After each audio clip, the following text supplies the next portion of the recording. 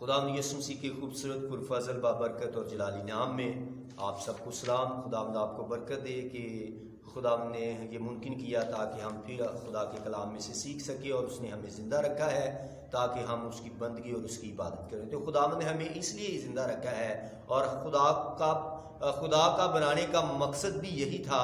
جب خدا نے ہمیں بنایا تو اس کا مقصد یہی تھا کہ ہم اس کی حمد کریں۔ تو کلام مقدس میں لکھا ہے کہ مردے خدا کی عبادت نہیں کرتے ہیں، نہ وہ جو خاموشی کے عالم میں اتر جاتے ہیں۔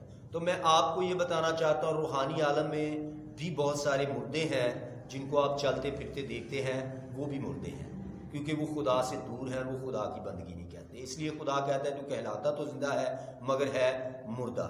تو قدرتی دنیا میں جب ہم دیکھتے ہیں، جب کوئی شخص مر جاتا ہے تو اس کو مٹی کے نیچے جو ہے وہ دفن کر دیا جاتا ہے، اور وہ بھی خدا کی حمد جو ہے وہ نہیں کر سکتا۔ تو ہم پر خدا نے فضل کیا کہ اس نے ہمارے گناہوں کو معاف کیا، اور اپنے بیٹے خدا یسوع مسیح کے وسیلہ سے اس نے ہمیں نجات دی۔ تو آج ہم کلام مقدس میں سے دیکھیں گے دنیا، جسم اور ابلیس سے جو ہے ہم نے لڑائی کرنی ہے۔ ہاللیلویا، ہاللیلویا۔ دنیا، جسم اور ابلیس سے ہم نے لڑائی کرنی ہے، اور پھر ہم نے لڑائی کا علاقہ کون سا ہے، اور کیسے دشمن جو ہے وہ لڑائی کے علاقہ میں داخل ہوتا ہے، اور کیسے دشمن لڑائی کے علاقہ میں داخل ہو کر جو ہے ہماری سوچوں کو، ہمارے خیالات کو جو ہے وہ متاثر کرتا ہے۔ اور لڑائی کا علاقہ کون سا ہے؟ لڑائی کا علاقہ جو ہے آپ کا ذہن ہے۔ آپ کا ذہن جو ہے وہ میدان جنگ ہے، جہاں پر ابلیس آتا ہے، اٹیک کرتا ہے، اور یہاں پر ہی آپ نے جنگ جیتنی ہے، اور یہیں سے آپ نے جو ہے وہ جنگ کو ہارنا ہے۔ اور اگر آپ خدا کے کلام کے مطابق زندگی بسر کرتے ہیں، آپ خدا کے کلام کے مطابق زندگی گزارتے ہیں، یعنی آپ بلا ناگہ دعا کرتے ہیں، بلا ناگہ کلام پڑھتے ہیں، اور اپنی سوچوں کو پاک اور صاف رکھتے ہیں، کیونکہ خدا کا کلام ہماری سوچوں میں پاکیزگی کو لے کر آتا ہے۔ اور خدا کے ساتھ جب ہم وقت گزارتے ہیں تو خدا کے ساتھ وقت گزارنے سے ہماری زندگی میں پاکیزگی آتی ہے۔ تو اگر آپ کی زندگی میں پاکیزگی ہے تو آپ کبھی بھی دشمن سے ہار نہیں سکتے۔ دشمن آپ کو کبھی بھی ذہنی طور پر معذور جو ہے وہ نہیں کر پائے گا۔ دشمن آپ کی عقل کو کبھی بھی جو ہے وہ متاثر نہیں کر سکتا، اگر آپ خدا کے کلام پر عمل کرنے والے اور خدا کے کلام کو جو ہے وہ پڑھنے والے ہیں، اور خدا کے ساتھ وقت گزارنے والے ہیں۔ اور جتنا زیادہ وقت آپ خدا کے ساتھ گزاریں گے، جتنا زیادہ آپ بائبل مقدس کو پڑھیں گے، اتنی زیادہ پاکیزگی آپ کی زندگی میں، آپ کے خیالات میں، آپ کی آنکھوں میں آنی چاہیے، اور خدا کا کلام جو ہے آپ کو پاک کرتا جائے گا۔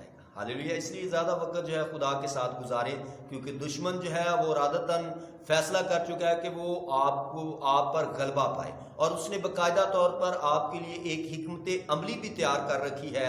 اس کے پاس حکمت عملی ہے کہ وہ کیسے آپ کو جو ہے وہ گرائے گناہ میں۔ وہ آپ کے خلاف کارروائی کرنا چاہتا ہے، اس سے پہلے کہ وہ آپ کے خلاف کارروائی کرے، آپ اس کی کارروائی کا جواب جو ہے ڈائریکٹلی اس کو دیں۔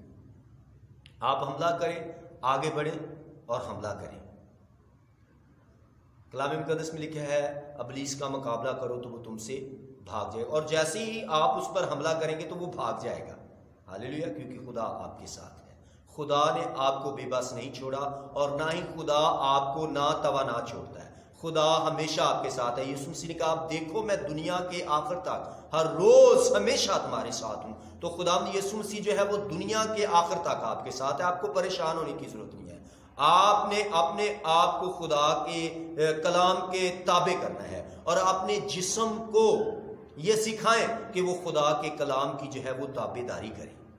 ہاللیلویا۔ اپنے جسم کو خدا کے کلام کی تابع داری کرنا سکھائیں کہ وہ کیسے خدا کے کلام کی تابع داری کر سکتا ہے۔ تو یہ تب ہوگا جب آپ خدا کے ساتھ وقت گزاریں گے، دعا کریں گے، خدا کے حضور بیٹھیں گے، سجدہ کریں گے، آنسو بہائیں گے۔ ہاللیلویا۔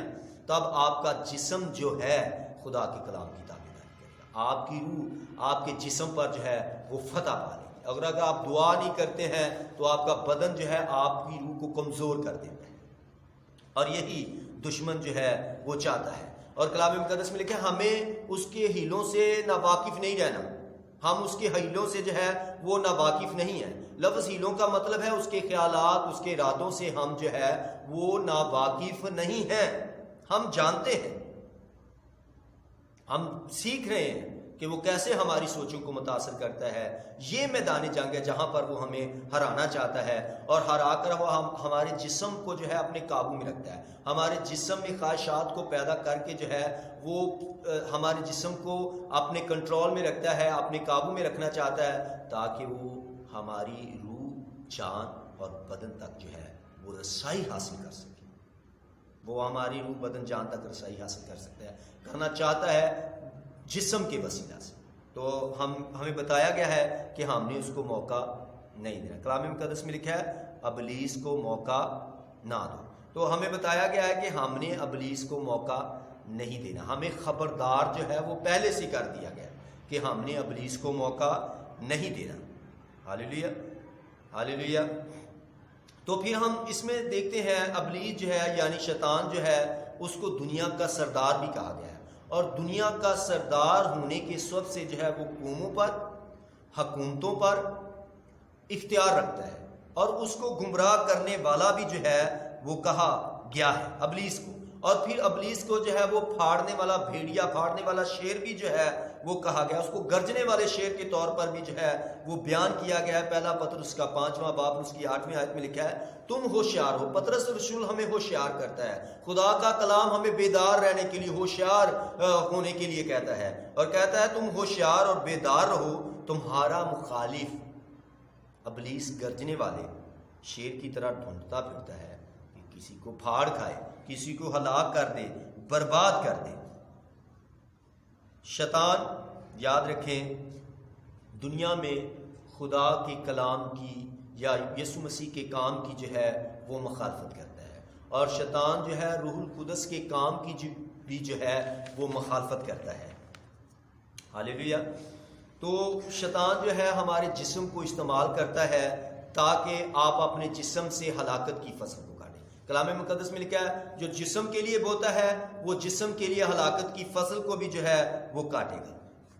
تو ابلیس کو موقع نہ دو. اس میں ہمیں یہ تنبیہ ہمیں ظاہر کرتی ہے کہ جب آپ جسم کے یہ گناہ کرتے ہیں تو پھر آپ اپنی زندگی میں گناہ کو موقع دیتے ہیں، اور پھر آپ اپنی زندگی میں ابلیس کو جو ہے حق فراہم کرتے ہیں کہ وہ آپ کی زندگی میں آئے، آپ کی زندگی پر وہ حق جتائے جب آپ گناہ کرتے ہیں. اور جب وہ آپ گناہ کرتے ہیں تو آپ اپنی زندگی کا اختیار، اپنی زندگی کا حق اس کے کنٹرول میں دے دیتے ہیں، اور پھر وہ آتا ہے اور وہ آپ کو پھاڑ کھاتا ہے. ہاللیلویا. تو ابلیس کا جو کام ہے مسلسل، اس کا کام یہ ہے کہ وہ خدا کے حضور میں آپ کو مجرم ٹھہرانے کی کوشش کرتا ہے. وہ خدا کے حضور میں آپ کو مجرم ٹھہرانے کے لیے آپ کے جسم کو جو ہے وہ استعمال کرتا ہے. ہاللیلویا، ہاللیلویا. ظاہر ہے جسم، دنیا اور ابلیس اور اس کی بدروہیں بدی کی وہ فوجیں ہیں جو ایمانداروں کے خلاف جنگ کرتی ہیں. ہاللیلویا. یہ وہ چیزیں ہیں جو ایمانداروں کے خلاف جو ہے وہ جنگ کرتی ہیں. ہر بدی کی فوج آزادی سے ایمانداروں کے خلاف جنگ کر سکتی ہے. ان کے پاس ٹالتی ہے اس دنیا میں، ان کے پاس اختیار ہے کہ وہ آزادی کے ساتھ جو ہے آپ کے ساتھ جنگ کر سکتے ہیں. تو آپ جسم پر کیسے غالب آ سکتے ہیں ہم دیکھیں گے. ایک حوالہ دیکھیں گے. اپنے جسم کو قربانی کے طور پر خدا کے حضور پیش کریں. ہم اس حوالے کو دیکھیں گے رومیو 12 باب اور اس کی پہلی آیت سے لے کر 21 آیت تک ہم دیکھیں گے.